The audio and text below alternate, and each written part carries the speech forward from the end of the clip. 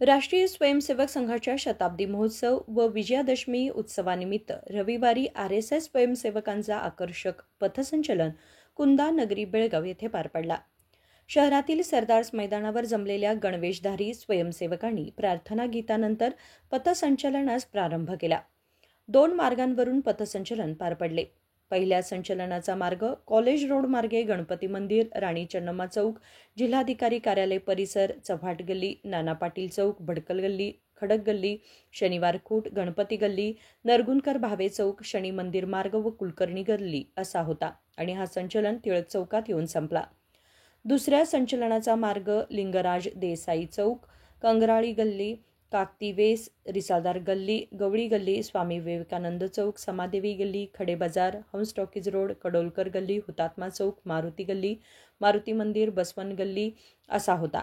हा संचलनही पहिल्या पथकासोबत टिळक चौकामध्ये एकत्र येऊन पुढे रामलिंग खिंड गल्ली, धर्मवीर संभाजी चौक मार्गे केएलई लिंगराज मैदानात समारोपास पोहोचला.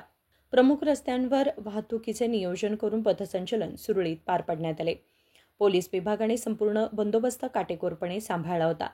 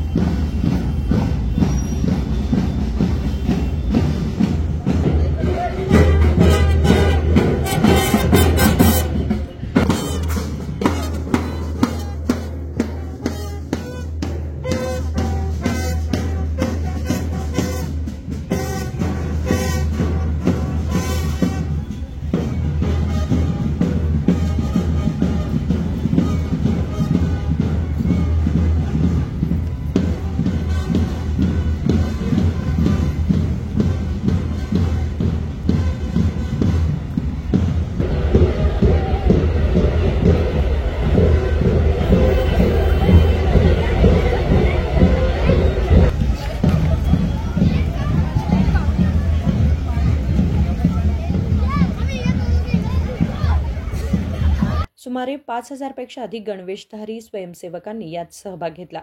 बेळगावचे खासदार जगदीश शेट्टर, माजी आमदार अनिल बेनके, संजय पाटील, माजी MLC महंतेश कवटकीमठ, भाजप नेते किरण जाधव तसेच 1.5 वर्षांच्या लहान बालकापासून ते 90 वर्षांच्या वृद्धांपर्यंत अनेक मान्यवर या प्रसंगी उपस्थित होते.